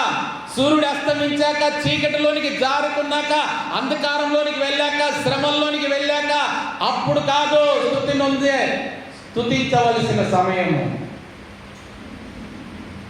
యెహోవా మీకు దొరుకు కాలమునందే ఆయనను వెతకండి, మీకు ఆయన సమీపములో ఉండగానే ఆయనను వేడుకొనండి. మరి యెహోవా ప్రభువైన యేసుక్రీస్తు దొరికే కాలం ఎప్పుడు? కమలాపురంలో తెలుగు బ్యాప్టిస్ట్ చర్చిలో నెలలో యేసుక్రీస్తు శరీర రక్తములు దొరికే కాలం ఎప్పుడు? మొదటి ఆదివారం. మరి మొదటి ఆదివారము దొరికే కాలమున, మీకు సమీపముగా సిద్ధపరిచిన కాలమున రాకుండా వచ్చే ఆదివారం, రెండో ఆదివారం, తీర్పారిగా మూడవ ఆదివారం, ఇంకా తీర్పారితే నాలుగో ఆదివారం, అప్పుడు వచ్చి ప్రభువా నీ శరీరం నాకు కావాలి ప్రభువా. బుద్ధి లేని కన్యకలారా, మీరెవరో నాకు తెలియదు. ఎందుకు? రావలసిన సమయంలో మీరు రాలేదు. సమయం దాటిపోయింది.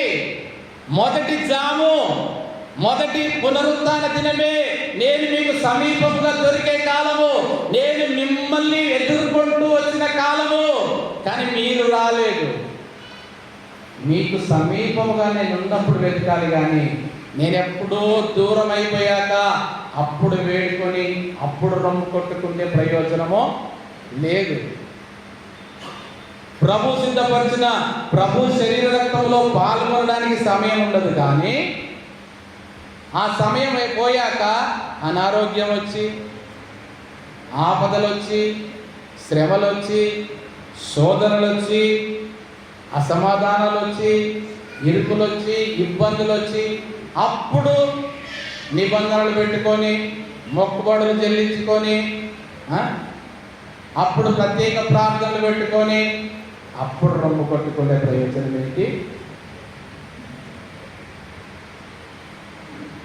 యెహోవా మీకు దొరకు కాలమునందు ఆయనను వెతకండి, ఆయన సమీపముగా ఉన్నప్పుడే ఆయనను వేడుకొనండి. ఆయన తన దూతలను పంపిస్తాడంట. మీరు గమనించండి, 40 సంవత్సరంలో ఇశ్రాయేలీయులను అరణ్యములో నడిపించినప్పుడు వారి కొరకు మన్నాను ఎప్పుడు కురిపించాడు ప్రభువు?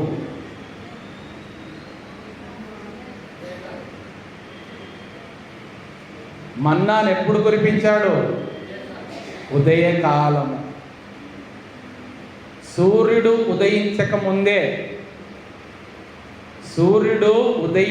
ముందే ప్రభువు అనగా తన పిల్లలు మేల్కొనక ముందే వారి కొరకు శ్రేష్టమైన దేవదూతల ఆహారమును కురిపించి సిద్ధముగా ఉంచాడు. సూర్యుడు ఉదయించాక, సూర్యకిరణాలు వాటి మీద పడి ఎగిరిపోయాక ఇంకా మెల్లగా వెళదాంలే, ఎలాగో ప్రభు నా కొరకు కురిపించి పెట్టాడు, నా కొరకు అక్కడ సిద్ధపరిచి ఉంచాడు, మెల్లగా వెళదాంలే. ఎందుకు? రాత్రి కొద్దిగా పడుకోవడం లేట్ అయింది, 12 అయింది రాత్రి, 2 అయింది రాత్రి, మెల్లగా 10 గంటలకు లేచి వెళ్దామంటే నీ కొరకు అక్కడ మన్నా ఉంటుందా? మరి నీ కొరకు ప్రభు సిద్ధపరిచిన మన్నా కురిపించిన కాలంలోనే నీ నిద్రనైనా పక్కన పెట్టు, నీ అలసటనైనా పక్కన పెట్టు, నీ పనులైనా పక్కన పెట్టు, మొదటగా అది కూర్చుకో. అది పోతే దొరకదు. అది కూర్చుకున్న తర్వాత కావాలంటే పడుకో, కావాలంటే పనులు చేసుకో. సెకండ్ ప్రయారిటీ మిగతా వాటికి ఇవ్వు. ఫస్ట్ ప్రయారిటీ ప్రభు నీ కొరకు సిద్ధపరిచిన ఆ కాలంలో, అదే పెందలకడ కాలం. అది పెందలకడ ప్రభు సన్నిధిలో నీ కొరకు సిద్ధపరిచిన అనుదిన ఆహారం, ఆ దినము కొరకైన ఆహారము. ఆనాడేమో శారీరక భోజనం వారికి దొరికింది, ఈనాడేమో మనకు పరము నుండి దిగి వచ్చిన జీవాహారమైన క్రీస్తు పెందలకడనే నీ కొరకు సిద్ధపరిస్తే నీవు కూర్చుకుంటున్నావా? నీవు భుజించడానికి సమకూర్చుకుంటున్నావా? ఆ కాలం వెళ్ళిపోయాక ఆహారం దొరకకపోతే ఎలా? ఆ దినమంతా ఏంటి? ఉపవాస ప్రార్థన.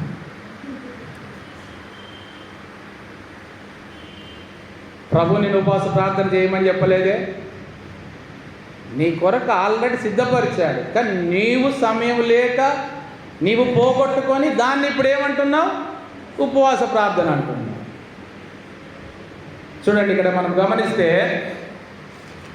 అందరూ కూడా ఆయనను చూస్తారు, సకల గోత్రముల వారు రొమ్ము కొట్టుకుంటారు. ఆ తర్వాత ఆయన గొప్ప బూరతో తన దూతలను పంపును. వారు ఆకాశం యొక్క ఈ చివర నుండి ఆ చివర వరకు నలుదిక్కుల నుండి ఆయనను ఏర్పరచుకొనిన వారిని పోగు చేతురు. ఆయన ఏర్పరచుకొనిన వారిని చూడండి, దూతలను పంపించి, గొప్ప బూరతో తన దూతలను పంపించి వారు ఆకాశం యొక్క ఈ చివర నుండి ఆ చివర వరకు నలుదిక్కుల నుండి ఆయన ఏర్పరచుకొనిన వారిని పోగు చేతురు. ఇదే మాట చూడండి, మార్క్స్ వార్త 13:27లో. అప్పుడు ఆయన తన దూతలను పంపి భూమి అంతం మొదలుకొని ఆకాశాంతము వరకు నలుదిక్కుల నుండి తాను ఏర్పరచుకొనిన వారిని పోగు చేయించును. హల్లెలూయా. ఏర్పరచబడిన వారు ఎంత మాత్రము కూడా విడువబడరు. వారి కొరకు దేవుడు ఎవరిని పంపిస్తున్నాడు? దూతలను పంపిస్తున్నాడు. ఎక్కడెక్కడున్నారో ఆకాశము మొదలుకొని నలుదిక్కుల నుండి భూమి అంతం మొదలుకొని ఆకాశాంతం వరకు వారు ఎక్కడున్నా వారి కొరకు దూతలను పంపించి వారిని ఆయన పోగు చేయిస్తున్నాడు. ఆయన ప్రణాళిక ఎంత గొప్ప చూడండి. నువ్వు ఏర్పరచబడిన వారివైతే నువ్వు ఏర్పరచబడిన దానివైతే నువ్వు ఎక్కడున్నా, ఏ స్థలంలో ఉన్నా, ఆకాశము నల్లు దిక్కుల, భూమి అంతములో, ఆకాశాంతం వరకు నువ్వు ఎక్కడున్నా కూడా నీ కొరకు ఒక దూతను పంపించి నిన్ను అక్కడి నుండి తన దగ్గరికి పోగు చేస్తాడు.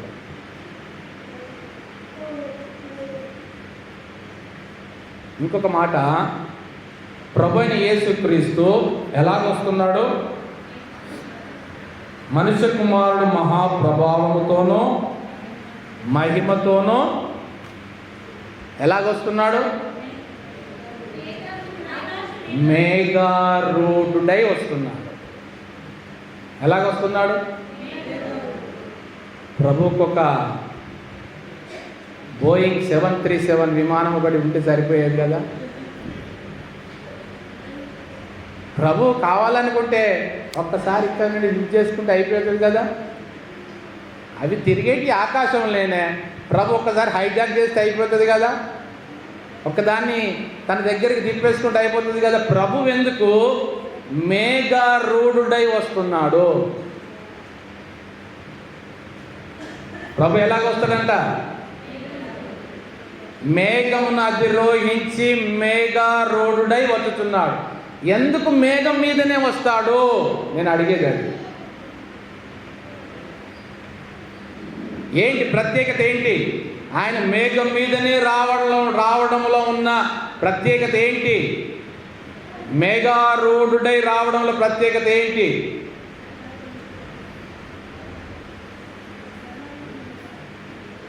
ఆకాశమే ఆయన సింహాసనము, మేఘములే ఆయన వాహనములు. అవునా? ఏంటి ఆయన మేఘం మీదనే రావడంలో ఉన్నటువంటి ప్రత్యేకత ఏంటి? ప్రకటన గ్రంథం వరకు కూడా అదే చెప్పాడు. ఆయన మేఘారూఢుడై ఆకాశం నుండి వచ్చుచున్నాడు, ప్రతి నేత్రం ఆయనను చూచును. ఏంటి ప్రత్యేకత? ఏంటి? ఒక్కసారి మేఘం మొదటిసారి ఎప్పుడు కనబడ్డదో గుర్తు చేసుకోండి.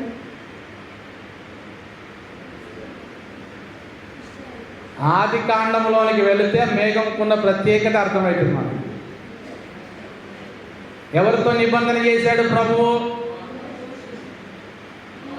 నోవాహుతో నిబంధన చేశాడు. ఆ నిబంధనకి ఇచ్చిన సూచన ఎక్కడ?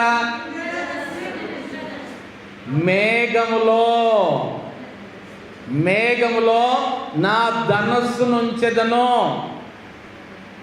అది నీకును నాకును మధ్య నిబంధనకు.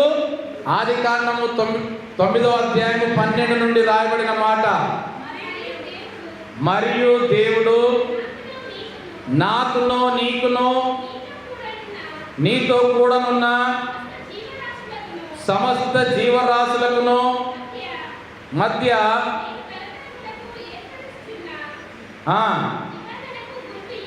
నిబంధనకు గుర్తు ఇదే. మేఘములో నా ధనస్సును ఉంచితిని, అది నాకును భూమికి మధ్య నిబంధన గుర్తుగా ఉండును. భూమిపైకి నేను మేఘము రప్పించినప్పుడు ఆ ధనస్సు మేఘములో కనబడును.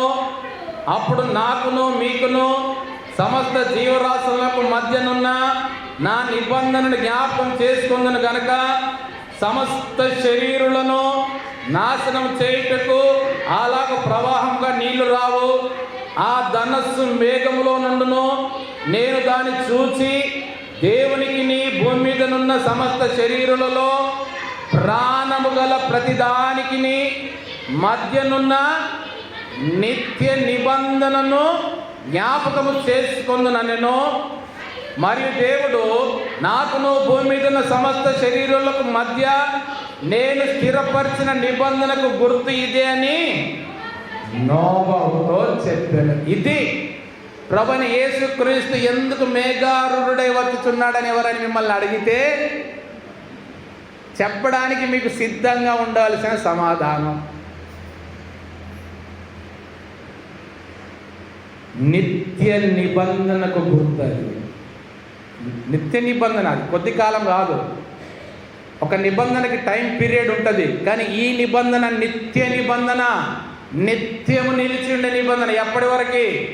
నోవహుతో చేసిన కాలం మొదలుకొని మరలా తిరిగి ఆయన రాకడ పర్యంతము నిత్య నిబంధనను స్థిరపరిచాడు ప్రభు. హల్లెలూయా. ఆ నిబంధన నేను జ్ఞాపకం చేసుకుంటున్నా. ఆ మేఘములో నేను నా ధనస్సును ఉంచాను. ధనస్సులో ఉండే కలర్లన్నీ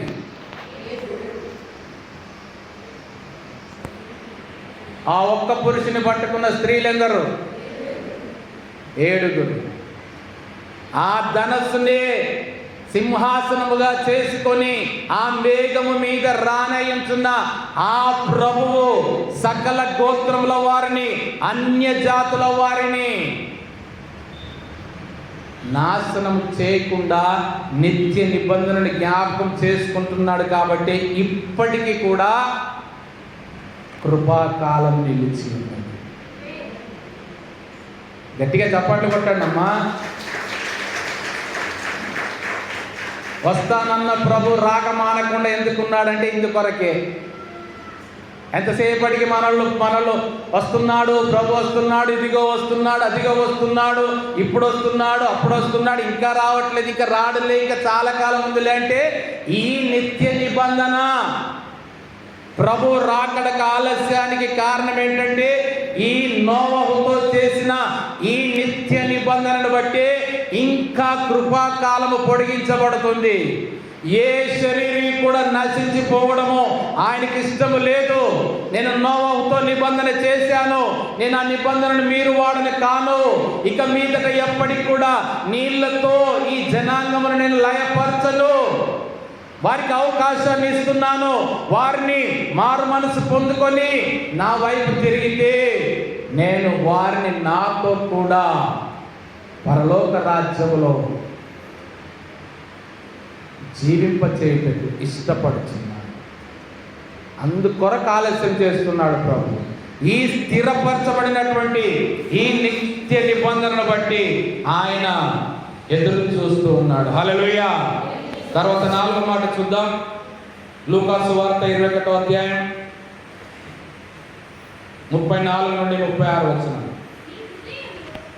మీ హృదయములో ఒకవేళ తిండి వలననో, మత్తు వలననో, ఐహిక విచారముల వలననో మందముగా ఉన్నందున ఆ దినము అకస్మాత్తుగా మీ మీదికి ఉరి వచ్చినట్టు రాకుండా మీ విషయమై మీరు జాగ్రత్తగా ఉండి, ఆ దినము భూమి అందంతట నివసించు వారందరి మీదికి అకస్మాత్తుగా వచ్చును.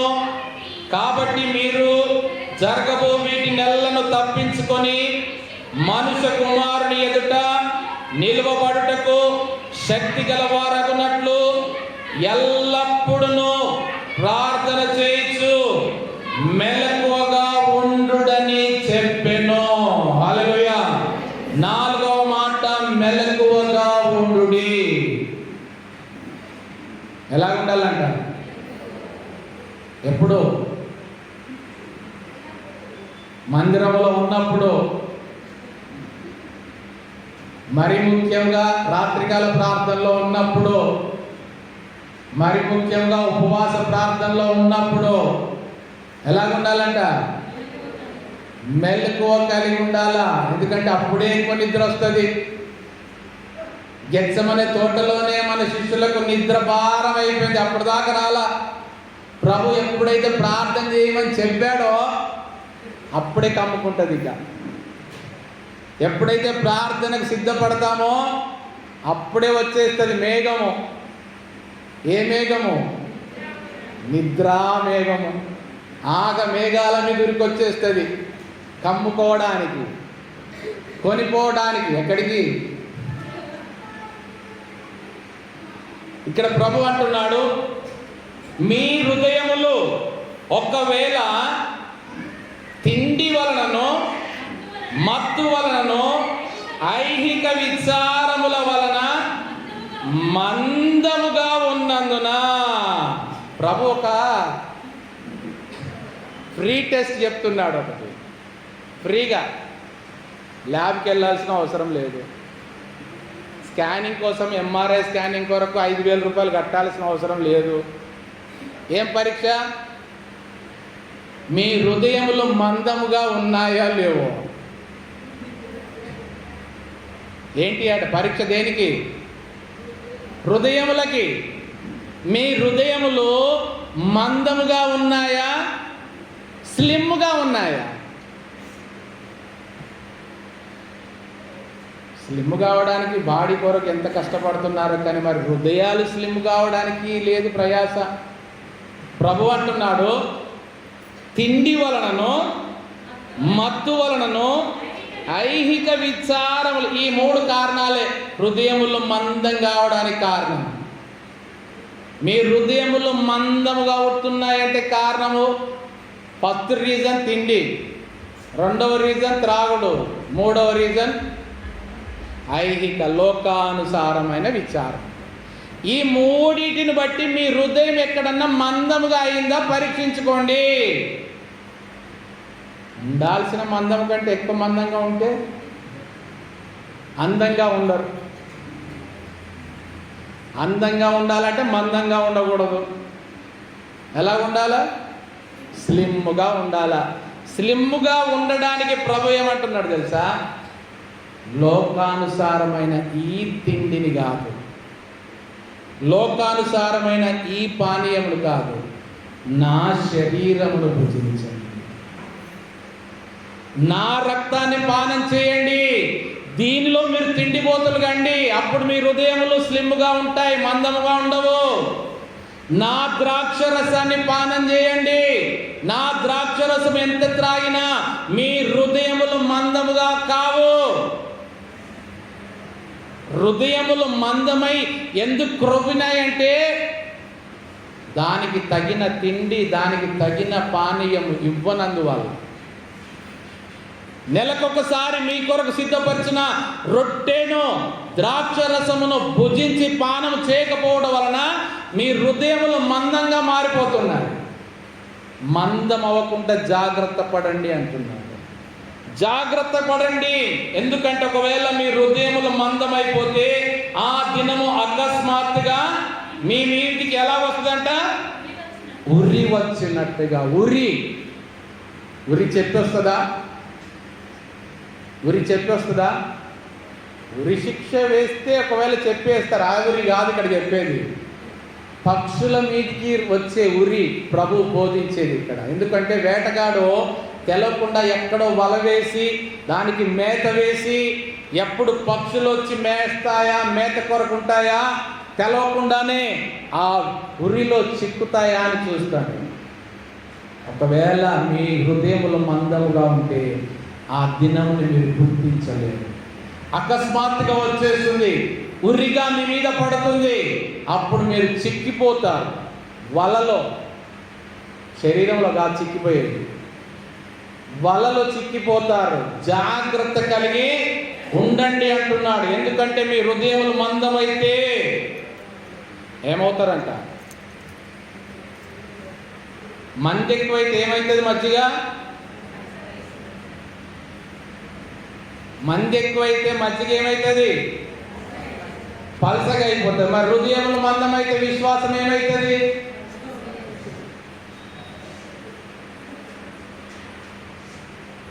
విశ్వాసము పల్సకు పడకుండాలంటే హృదయం మందం కావద్దు. దానికి మందే ద్రాక్షారసం, దానికి భోజనమే ఆయన శరీరం. చూడండి లూకా సువార్తలోనే 18వ అధ్యాయం 8వ వచనం చూడండి.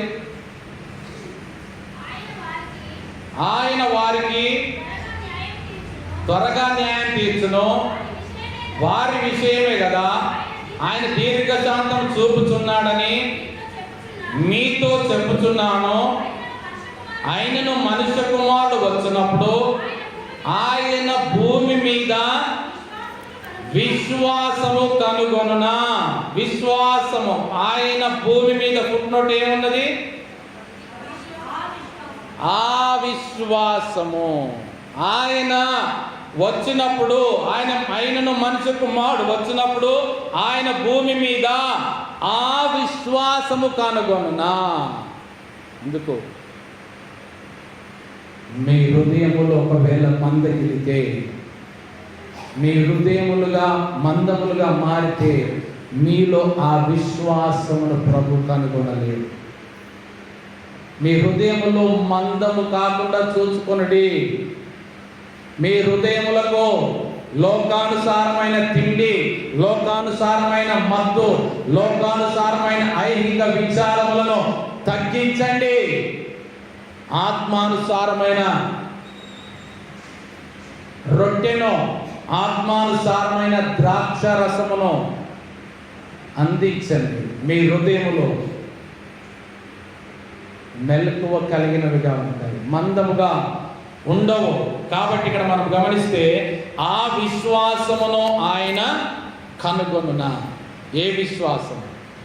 మొదటిగా ప్రభు రక్షణలోనికి వచ్చిన ఆ విశ్వాసం, మొదటిగా ప్రభు ద్వారా మీరు కలిగి ఉన్న ఆ ప్రేమ, మొదటగా ప్రభు ద్వారా మీరు కలిగి ఉన్న ఆ నిరీక్షణ, ఆయన రాకడ పర్యంతము స్థిరంగా నిలిచి ఉండాలి. అది చూడాల ప్రభువు. మరి ఒకవేళ మన హృదయములు మందగించి ఉంటే పరిష్కారం ఏంటి? మన హృదయములు మందగించిన స్థితిలో ఉంటే, క్రొవ్విన స్థితిలో ఉంటే దానికి పరిష్కారం ఏంటి? చూడండి, ఆమోసు గ్రంథము 4వ అధ్యాయము 12వ వచనం. ఆమోసు 4:12. కాబట్టి ఇశ్రాయేలీయులారా, మీ ఎడల నేను ఇలాగునే చేయుదును గనుక ఇశ్రాయేలీయులారా, మీ దేవుని సన్నిధిని కనపడుటకై సిద్ధపడుడి. ఏంటి పరిష్కారం? దేవుని సన్నిధిలో కనపడుట, దేవుని సన్నిధిలో కనబడుటకు సిద్ధపడుట, ఇది పరిష్కారం. మీ హృదయములు తెప్పరిల్లాలి అంటే, మీ హృదయంలో విశ్వాసము ఉద్భవించాలి అంటే, మీ హృదయంలో సన్నగిల్లిన ఆ విశ్వాసము బలపరచబడాలంటే, అల్ప విశ్వాసులుగా ఉన్నటువంటి ఆ స్థితి కొట్టివేయబడాలంటే దేవుని సన్నిధిలో కనబడడానికి సిద్ధపడండి. పీనుగల దగ్గర కనబడడానికి పరిగెత్తకండి. అక్కడికి వెళితే కాదు పరిష్కారం. దేవుని సన్నిధిలో దేవుని శరీరము, దేవుని రక్తము మీ కొరకు సిద్ధపరచబడి ఉన్న ఆయన సన్నిధిలో కనపడడానికి సిద్ధపడండి. సిద్ధపడి ఏం చేయాలా? మంచిదే, సిద్ధపడ్డా. ఏం చేయాలి? 36వ వచనం, లూకాసు వార్తలో చదవబడిన మాట, 36వ వచనం. కాబట్టి మీరు జరగబోవు వీటినెల్లను తప్పించుకొని మనుష్య కుమారుని ఎదుట నిలువబడుటకు శక్తి గలవారగునట్లు ఎల్లప్పుడూ ప్రార్థన చేయించు మెలకువగా ఉండుడని చెప్పాను. చూడండి, ఇక్కడ ఏమంటున్నాడంటే, ఇవన్నిటిని కూడా తప్పించుకొని మనుష్య కుమారుని ఎదుట నిలువబడుటకు శక్తి గలవారగునట్లు, పాత్రులని ఎంచబడినట్లుగా మనుష్య కుమారుని ఎదుట నిలువబడుటకు. నిలబడాలంటే ఏం కావాలి? మనుష్య కుమారుని ఎదుట నిలబడుటకు ఏం కావాలి? మనకు మన కాళ్ళకి ఏం కావాలా? బలం కావాలా? శక్తి కావాలా? మరి కాళ్ళకు శక్తి కావాలా, బలం కావాలంటే ఏం కావాలా? ఏం చేయాలా? బలం టాబ్లెట్లు మింగాలా, మల్టీవిటమిన్ టాబ్లెట్లు 3 నెలల కోర్సు వాడాలా. మనుష్య కుమారుని ఎదుట నిలవబడుటకు శక్తి గలవారగునట్లుగా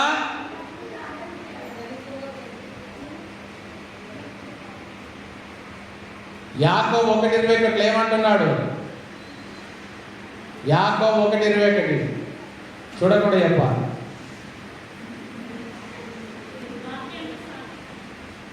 ఏ వాక్యం? చూసి సరిగ్గా చెప్పండి. శక్తి గల వాక్యమును. చదవండి, పూర్తిగా చదవండి. అందుచేత సమస్త కల్మషమును విర్రవీగుచున్న దుష్టత్వమును మాని లోపల నాటబడి మీ ఆత్మలను రక్షించుటకు శక్తిగల వాక్యమును సాత్వికముతో అంగీకరించుడి. హల్లెలూయా. శక్తినిచ్చే ఆయన శరీరమును భుజించడానికి, శక్తినిచ్చే ఆయన రక్తమును పానం చేయడానికి, శక్తినిచ్చే జీవము కలిగిన ఆయన వాక్యం అనే మాటలను అంగీకరించడానికి ఏవి ఆటంకములుగా ఉన్నాయి? హృదయములు ఎందుకు మందంగా ఉన్నాయి? సమస్త కల్మషమును విర్రవీగుచున్న దుష్టత్వము, ఇవి అడ్డుగా ఉన్నాయి. వీటిని తొలగించుకోనండి. మీ హృదయములు మందముగా ఉండకూడదనుకుంటే ఇవి తొలగించుకోండి. శక్తి గల వాక్యమును సాత్వికముతో ఏం చేయాలి? అంగీకరించండి. మీ కొరకు సిద్ధపరిచిన శ్రేష్టమైన శక్తి గల వాక్యము, ఆత్మశక్తి, ఆత్మకు శక్తిని అనుగ్రహించే ఈ జీవవాక్యము, ఈ శక్తి గల వాక్యాన్ని నింపుకోవాలి. అప్పుడు మాత్రమే మనుష్య కుమారుని ఎదుట నిలువబడుటకు మనము శక్తి గల వారం అవుతాము, పాత్రులుగా ఎంచబడతాము. అప్పటి వరకు కూడా ఎల్లప్పుడూ మెలకువగా ఉండి ప్రార్థన సరిగ్గా చెప్పండి. ఎల్లప్పుడూ ప్రార్థన చేయొచ్చు, మెలకువగా ఉండుడని చెప్పాను. ఎల్లప్పుడూ అంటే past టెన్సా, present టెన్సా, future టెన్సా?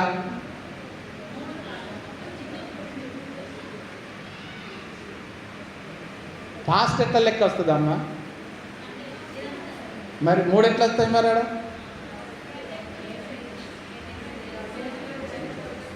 Present continuous tense, అది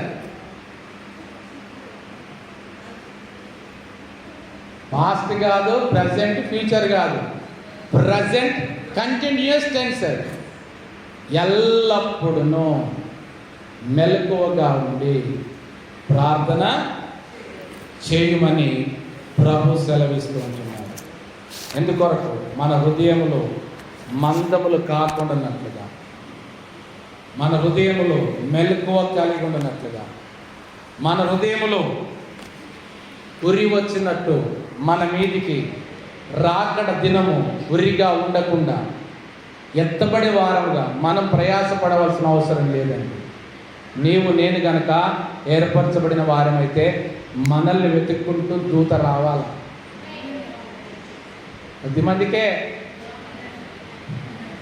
కొద్దిమందే ఒప్పుకునేది. మన కొరకు ఏం రావాలా? దూత రావాలా మనల్ని వెతుక్కుంటూ. ఎందుకు? మనం ఎక్కడ ఉంటాం అప్పుడు? దూత వెతుక్కుంటూ రావాలంటే మరి మనం ఎక్కడ ఉంటున్నాం అప్పుడు? మనం ప్రభు పనిలో ఉంటున్నాం కాబట్టి ఎక్కడున్నా నా కుమారుడు, నా కుమార్తె, నేను ఏర్పాటు చేయబడిన వారు నా పనిలో ఉన్నారు కాబట్టి దూతకు ఆజ్ఞాపిస్తున్నాడు, వెళ్ళు నా వారిని తీసుకొని రా. అలాగా మనం ఉండాలి. కానీ ఉరి వచ్చినట్టుగా ఎప్పుడు ఉరి వస్తుందా అని భయంతో కాదు, ఎల్లప్పుడూ కూడా మెలకువతో, విశ్వాసంతో, ధైర్యంతో, నిరీక్షణ కలిగి నా కొరకు దూత నియమించబడ్డాడు, నేను ఎత్తుకొని పోబడతాను అనే విశ్వాసంతో జీవించండి. అందుకొరకే ప్రభు సిద్ధపరిచిన శ్రేష్టమైన ఆయన శరీర రక్తంలో పాలు పొందుకొని ఆయన కొరకు, ఆయన రాజ్యవ్యాప్తిలో ఆయన నామ మహిమార్థం నిత్యము ఆయనకు నమ్మకమైన సాక్షులముగా నిలిచి ఉందుముగాక. సంఘములతో ఆత్మ చెప్పుచున్న మాట చెవిగలవాడు వినుగాక. అందరం కూడా ప్రార్థన పూర్వకంగా ప్రభు బలలో పాల్గొందాం.